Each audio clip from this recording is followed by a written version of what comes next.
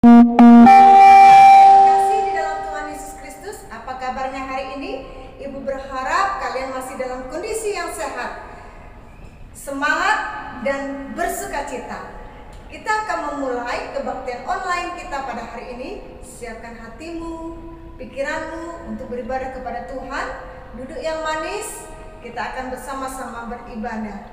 Mari kita akan memuji nama Tuhan, kita akan meninggikan Dia, kita akan nyanyikan pujian.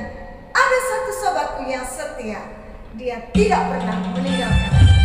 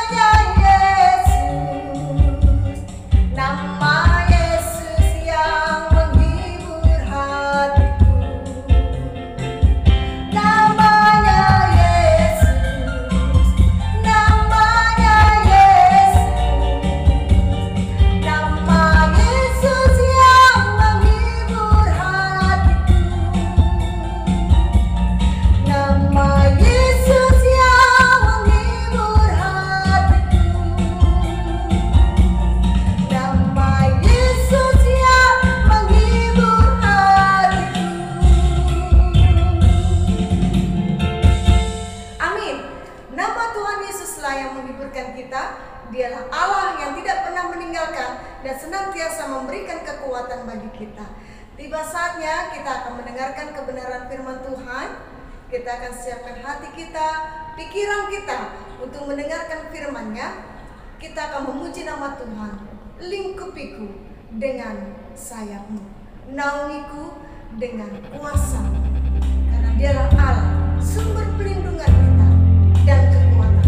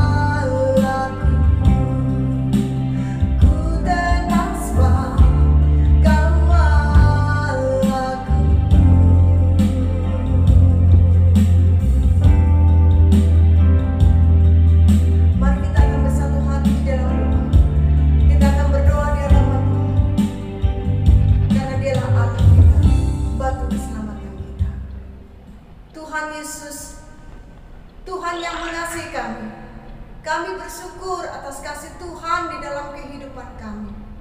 Pada saat ini, kami mau mendengarkan kebenaran firman-Mu.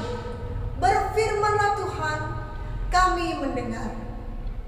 Berkatilah setiap anak-anak-Mu pada hari ini. Terima kasih Tuhan Yesus Kristus. Hanya di dalam nama-Mu kami berdoa dan mengucap syukur. Amin. Firman Tuhan hari ini diambil dari kitab Keluaran pasal yang ke-7. Ini merupakan kelanjutan firman Tuhan kita minggu lalu. Waktu minggu lalu Allah memanggil Musa untuk kembali ke Mesir supaya memimpin bangsa Israel keluar dari tanah Mesir. Dijanjikan Tuhan Allah kepada bangsa itu. Nah, hari ini Musa menggenapi panggilan Allah itu. Si Musa pergi ke Mesir menjumpai abangnya Harun dan mereka menghadap kepada Raja Fir'aun. Raja Fir'aun sudah berganti dan semakin hari Raja Fir'aun bukan semakin lembut hatinya, tetapi Raja Fir'aun semakin keras hatinya. Dia semakin kejam kepada bangsa-bangsa Israel. Ketika Musa berkata, Raja Fir'aun, biarkanlah bangsa Israel ini keluar dari tanah Mesir, pergi ke gunung Tuhan, ke tanah yang dijanjikan Allahnya kepada mereka. Tetapi Raja Fir'aun tidak mau melepaskan.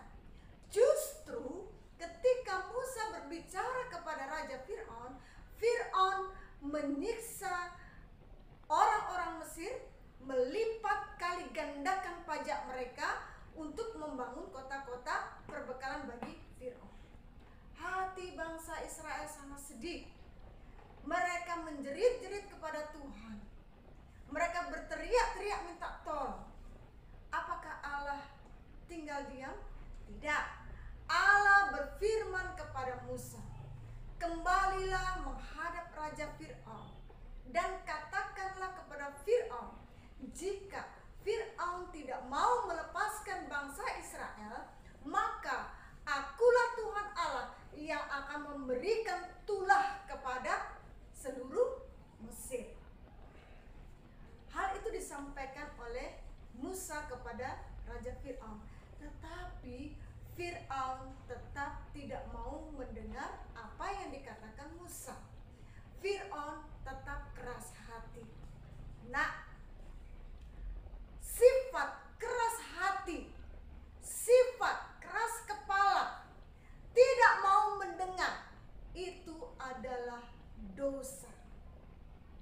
Allah sangat merindukan setiap anak-anak Tuhan memiliki hati yang lembut, hati yang mau diajar. Hari ini kita belajar dari cerita Fir'aun ini. Fir'aun mengeraskan hatinya. Dia tidak mau melepaskan bangsa Israel dan tidak mau melakukan apa yang menjadi perintah Tuhan melalui Musa. Akhirnya Allah menurunkan 10 tulah. Tulah yang pertama adalah air menjadi darah. Di dalam Keluaran pasal 7 ayat yang ke-14, berfirmanlah, kata firman Tuhan begitu ya, berfirmanlah Tuhan kepada Musa, Fir'aun berkeras hati, ia menolak membiarkan bangsa itu pergi. Pergilah kepada Fir'aun pada waktu pagi, pada waktu biasanya ia keluar ke sungai, nantikanlah dia di tepi sungai Nil dengan memegang di tanganmu tongkat yang tadinya berubah menjadi ular, dan katakanlah kepadanya, Tuhan Allah orang Ibrani telah mengutus aku kepadamu untuk mengatakan, biarkanlah umatku pergi supaya mereka beribadah kepadaku di padang gurun, meskipun begitu sampai sekarang engkau tidak mau mendengarkan. Sebab itu beginilah firman Tuhan, dari hal yang berikut akan kau ketahui bahwa akulah Tuhan. Lihat, dengan tongkat yang di tanganku ini akan kupukul air yang di sungai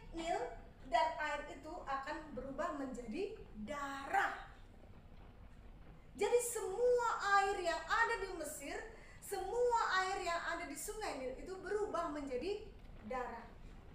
Ibu nggak bisa membayangkan, baunya pasti amis ya. Banyak ikan-ikan mati semua di situ karena tidak ada oksigen. Airnya berubah menjadi darah, tidak bisa diminum. Tetapi biarpun begitu, Fir'aun masih tetap berkeras hati. Dia tidak mau melepaskan bangsa Israel. Oleh sebab itu Allah memberikan tulah yang kedua. Apa tulah yang kedua? Tulah yang kedua adalah kata. Di mana-mana ada kata. Di meja makan ada kata. Di tempat tidur juga ada kata. Tetapi tulah ini hanya ada di tanah Mesir. Di tempat bangsa Israel tinggal, di tanah Goshen, tidak ada. Hanya melanda Mesir. Kata ada di mana-mana. Biarpun begitu, si Fir'aun tetap bersikeras, tetap keras hati, tetap tidak mau melepaskan bangsa Israel dari tanah Mesir. Allah mendatangkan tulah yang ketiga, yaitu nyamuk. Anak-anak yang terkasih dalam Tuhan Yesus, satu nyamuk saja kalau menggigit tangan kita atau tubuh kita gatal rasanya. Tetapi di dalam firman Tuhan kita Keluaran ini, beribu-ribu nyamuk didatangkan menuju ke Mesir, melanda seluruh orang-orang Mesir. Ibu nggak bisa bayangkan, mereka sangat gelisah, garuk-garuk karena digigit nyamuk. Biarpun begitu, Fir'aun pun tetap tidak mau melepaskan bangsa Israel. Malah sebaliknya, dia panggil ahli-ahli sihirnya untuk mengusir nyamuk. Bisa? Tidak bisa. Kuasa Allah lebih besar daripada kuasa ahli-ahli sihir. Karena dia adalah Allah. Lalu Allah turunkan tulah yang keempat, yaitu lalat pikar. Muncullah lalat di mana-mana melanda Mesir. Lalu dia panggil si Musa. Musa, datang. Ya, usir lalat-lalat ini supaya pergi. Aku akan melepaskan bangsa Israel. Rupanya si Fir'aun ingkar janji. Dia tidak mau melepaskan bangsa Israel. Ketika lalat itu pergi, Fir'aun tetap memeras bangsa Israel. Bahkan lebih berat lagi hukuman untuk bangsa Israel ini. Kasihan mereka. Tetapi apakah Allah tinggal diam? Tidak. Allah menekan si Fir'aun. Dimunculkannya lah tulah yang kelima, yaitu penyakit sampar pada ternak. Semua ternak-ternak orang Mesir berpenyakitan. Semua ternak-ternak orang Israel sehat. Bangsa Israel semakin ditindas, tetapi bangsa Israel semakin diberkati oleh Allah. Orang-orang Mesir menindas bangsa Israel, tetapi orang-orang Mesir tidak diberkati oleh Allah. Penyakit sampar pada ternak. Kekayaan mereka habis. Mati ternak mereka oleh karena penyakit. Biarpun begitu, Fir'aun tidak mau tahu. Gak apa-apa. Tidak boleh. Bangsa Israel tidak boleh keluar dari Mesir. Allah turunkan tulah yang ke-6, yaitu bara. Kalian tahu bara? Bara itu seperti bisul ya. Nah, jadi penyakit kulit bara yang bernanah semua melanda Mesir. Lalu ahli sihirnya dipanggil, tidak bisa menyembuhkan, bahkan semakin banyak. Panggilnya lah Musa, ya boleh keluar. Setelah bara itu sembuh, Fir'aun ingkar janji lagi. Dia berbohong kepada Musa. Dia membohongi Tuhan. Dan Tuhan memberikan tulah yang ke-7, yaitu hujan es. Ketika ibu dalam perjalanan tiba-tiba hujan deras turun dan ada hujan es yang jatuh. Kecil-kecil memang, tetapi itu pengalaman yang sangat mendebarkan bagi ibu. Saya tidak bisa membayangkan pada waktu bangsa Mesir pada waktu itu, Tuhan turunkan hujan es yang kecil saja bisa melukai, apalagi kalau hujan es itu yang besar-besar turun. Semua hasil ladangnya rusak, binatang-binatangnya juga mati karena kena hujan es. Bukan hujan salju ya, hujan es besar-besar. Tapi Fir'aun pun tidak jera juga. Dia tetap tidak mau melepaskan bangsa Israel untuk pergi ke tanah yang dijanjikan Allah kepada mereka. Allah turunkan tulah yang ke-8, yaitu belalang. Belalang, ribuan belalang Tuhan turunkan. Angin dari timur membawa belalang itu menuju ke Mesir. Semua hasil panen mereka habis. Orang Israel, mereka terus melimpah. Lalu yang ke-9, Tuhan turunkan tulah gelap gulita selama 3 hari.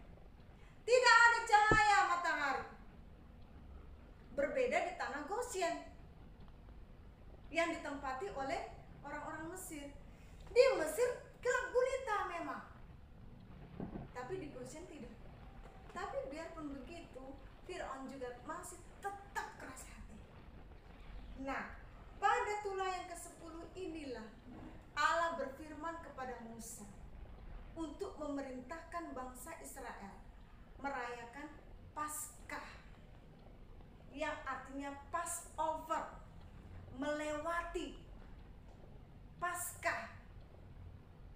Allah berfirman, hendaklah engkau dan bangsa Israel menyembelih domba yang tidak bercacat, lalu oleskan darah domba itu pada tiap-tiap tiang pintu. Bakar lemak domba itu sebagai korban bakaran, lalu makan habis dagingnya, dan makanlah dengan roti tak beragi dan sayur pahit ya.